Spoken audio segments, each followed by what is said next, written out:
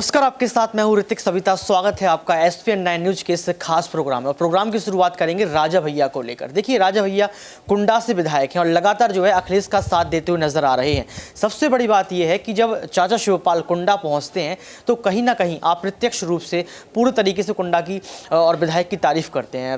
चाचा शिवपाल कहते हैं कि कुंडा वासियों, आप बहुत खुश नसीब हैं जो आपको राजा जैसा विधायक मिला है। और कहीं ना कहीं ये कयास है। सबसे बड़ी बात ये निकल कर आती है कि राजा भैया की जो तारीफ चाचा शिवपाल कर रहे हैं, राजा भैया कहीं ना कहीं निकाय चुनाव से पहले बहुत अपडेट दिख रहे हैं। तो क्या ये एक गठबंधन का इशारा है? क्या राजा भैया अखिलेश के साथ नजर आएंगे? और सबसे बड़ी बात है कि उत्तर प्रदेश में निकाय चुनाव के पहले आरोप प्रत्यारोप का दौर शुरू है। अखिलेश यादव लगातार ट्वीट करते हुए नजर आ रहे हैं, चाहे अस्पताल व्यवस्था की बात कर लो, चाहे शिक्षा व्यवस्था की बात कर लो, या फिर इसके इतर जाए तो गाय और पानी पर बात कर लो। यहाँ पर गंगा का मुद्दा भी यहाँ पर उठा दिया है कि गंगा को साफ करवाने का अपना वायदा किया था। आप कहते हैं कि गंगा हमारी माँ है और आपने गंगा का कैसा हस्तर कर दिया है।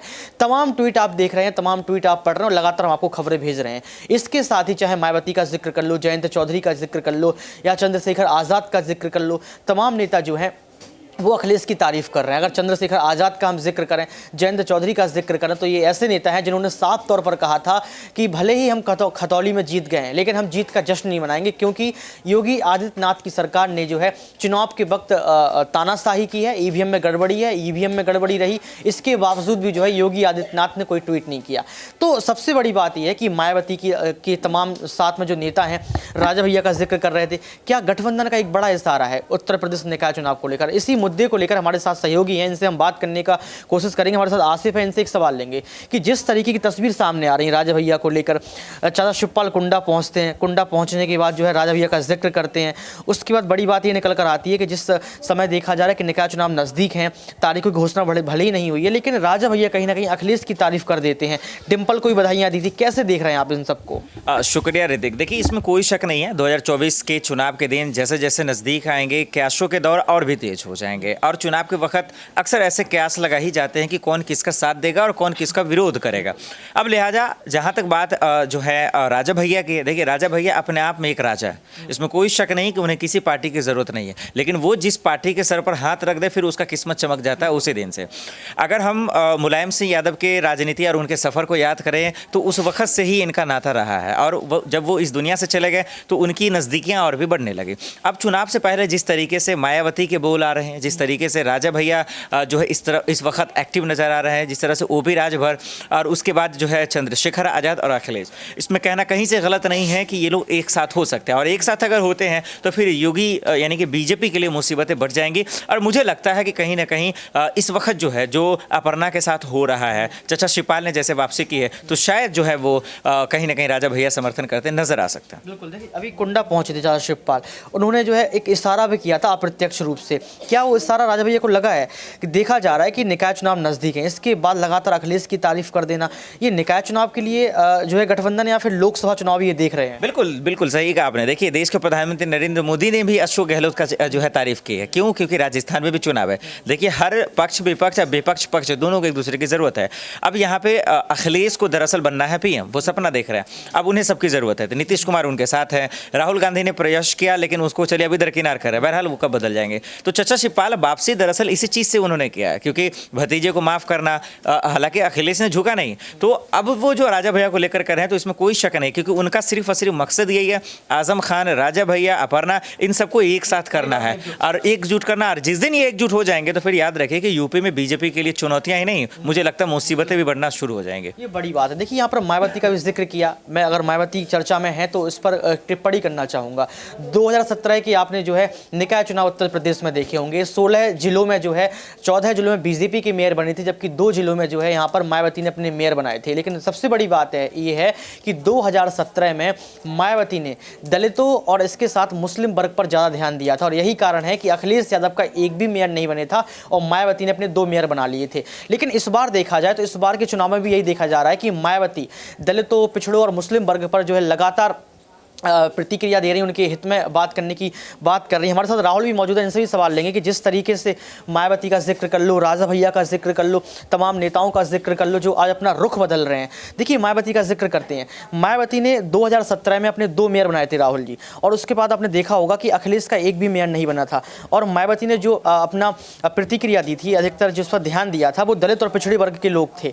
तो क्या यहाँ पर देखा जाए, जो MY समीकरण की हम लोग बात करते हैं, अखिलेश उसको मजबूत रखते हैं, दलित की बात कर लो, पिछड़ों की बात कर लो, पंडितों की बात कर लो, ये तमाम जो जनजातियां उत्तर प्रदेश के अंदर रहती हैं, इन पर पूरा ध्यान राजा भैया, मायावती, तमाम विपक्ष पार्टियों का है। देखिए ऋतिक, सबसे बड़ी बात है कि उत्तर प्रदेश में हम लगातार देख रहे हैं समाजवादी पार्टी का वोट बैंक बढ़ रहा है जातीय आधार पर, और सबसे बड़ी बात है कि यूपी में जल्दी निकाय चुनाव भी होने वाले हैं। हालांकि अभी तारीखों का ऐलान नहीं हुआ है और इसीलिए सुप्रीम कोर्ट ये पूछ भी रहा है कि तारीख में देरी क्यों हो रही है। और रही बात MY समीकरण की, MY समीकरण बीच में समाजवादी पार्टी से अलग हटता चला गया। जब आजम खान को सजा हो गई, उसके बाद हमने देखा कि यादवों का रुख अलग होता नजर आया, क्योंकि मुलायम सिंह यादव के निधन के बाद ये कहा जा रहा था कि शायद वोट बैंक बढ़ जाएगा, वोटर बढ़ते नजर आएंगे। लेकिन कहीं ना कहीं MY समीकरण को मजबूत करने का काम जो अखिलेश यादव ने किया है वो बहुत बड़ी बात है। और सबसे बड़ी बात यह है कि आज उत्तर प्रदेश में विपक्ष के तौर पर चाहूंगा, आपने MY समीकरण का जिक्र किया, लेकिन अगर हम लोग मुस्लिम की बात कर रहे हैं, MY मतलब मुस्लिम और यादव, जैसे हम लोग मुस्लिम की बात करें, तमाम मुस्लिम नेता ऐसे हैं जो आज BSP का हाथ थाम रहे हैं। तो इसको आप कैसे देखते हैं? क्या अब मुस्लिम वर्ग भी अखिलेश का साथ नहीं दे रहा है, तभी राजा भैया आगे आ रहे हैं? देखिए मुस्लिमों की अगर हम बात कर लेते हैं तो मुसलमानों का एक वक्त में वोट बैंक मायावती के साथ अच्छा था, यानी कि बसपा के साथ अच्छा था। आप देखेंगे कि 10 में से 6 तो ऐसे होते थे उम्मीदवार जो मुस्लिम समुदाय के होते थे, लेकिन वो वोट बैंक जो है वो धीरे धीरे खत्म होता चला गया मायावती के पास से, क्योंकि बसपा का रोल धीरे धीरे उत्तर प्रदेश में कम होता चला गया। और इसका फायदा किसने उठाया? यादवों ने उठाया, क्योंकि उन्हें पता लग गया मुसलमान वोटर्स को, मुसलमान संख्या को, कि मायावती उनके लिए उतना काम नहीं कर रही है। तो ये वाला जो रोल था वो चला गया समाजवादी पार्टी की तरफ। अब हम क्या देख रहे हैं कि मायावती एक बार फिर से जो है एक बड़ी तैयारी कर रही है 2024 को लेकर। मैं अभी खबर पढ़ भी रहा था कि कैसे उत्तर प्रदेश में एक मतलब अंदर रहते हुए एक बड़ी तैयारी कहीं ना कहीं जो कर रही हैं, वो बड़ी तैयारी आज ये बताता है कि क्या मायावती आने वाले वक्त में पर्दे के पीछे रहकर एक बार फिर तो बीजेपी को समर्थन नहीं करेंगी। क्योंकि क्या देखा जा रहा है कि यूपी विधानसभा चुनाव के वक्त में मायावती का समर्थन रहा था बीजेपी को, और उस वक्त क्या हुआ, मायावती ने ऐसे बहुत सारे उम्मीदवार उतारे जहां पर सपा को नुकसान हुआ। तो एक बार फिर बड़ी तैयारी कर रही है, क्योंकि उत्तर प्रदेश में बसपा का एक बड़ा रोल रहा है जातीय आधार पर। तो इस हिसाब से बीजेपी एक बार फिर मायावती के साथ मिलकर एक नई तैयारी कर रही है जिसपे सपा को झटका लग सकता है। राजा भैया को कैसे देगा? राजा भैया का अगर हम जिक्र कर रहे हैं तो शिवपाल ने भी तारीफ कर दी, लगातार जो है डिम्पल की भी जो उन्होंने शुभकामनाएं प्रेषित की थी। क्या लगता है कि जो कमियां रह गई हैं अखिलेश यादव के अंदर, वो क्या राजा भैया पूरा करेंगे? क्योंकि आप देख सकते हैं यहाँ पर कि मायावती अपना खेला खेल रही हैं, दलितों और पिछड़ों पर ध्यान दे रही हैं, राजा भैया का क्या एक वो रहेगा? देखिए कुंडा से निर्दलीय विधायक राजा भैया, और राजा भैया का रोल बहुत ज़्यादा है उत्तर प्रदेश में, क्योंकि राजा भैया ठाकुर पूरा उनका समुदाय माना जाता है, और जाहिर तौर पर देखिए निर्दलीय चुनाव लड़ते हैं कुंडा से, लेकिन फिर भी जीत जाते हैं। तो ऐसे में माना जा रहा है कि राजा भैया ने अभी हाल ही में अपने कई उम्मीदवार जो है उतारे नहीं। वो चाहते तो उम्मीदवार उतार सकते थे यूपी निकाय चुनाव के वक्त में, लेकिन धीरे धीरे विपक्षी पार्टियां जिस तरह से मजबूत हो रही, शिवपाल ने प्रसपा की पूरी इकाई सपा में, मतलब उनका पूरा रोल खत्म प्रसपा का। इसके अलावा राजा भैया का हम देख रहे हैं कि वो अपने उम्मीदवार नहीं उतार रहे। तो बीजेपी और समाजवादी पार्टी उत्तर प्रदेश में ये दो पार्टियों का खेल चल रहा है। तो आने वाले वक्त में हम देख रहे हैं कि राजा भैया ना सिर्फ समाजवादी पार्टी के साथ मिलकर एक बड़ी रणनीति बनाते नजर आएंगे, बल्कि सीटों के लिहाज से भी काम करेंगे। देखिए बड़ी बात निकल कर आई है कि राजा भैया जो है सीटों के लिहाज से भी जो है अखिलेश का साथ देंगे, लेकिन बड़ी बात ये भी है कि आखिर राजा भैया क्या दलितों पर ध्यान दे रहे हैं? क्या राजा भैया ठाकुर समाज के वोट बैंक पर ध्यान दे रहे हैं?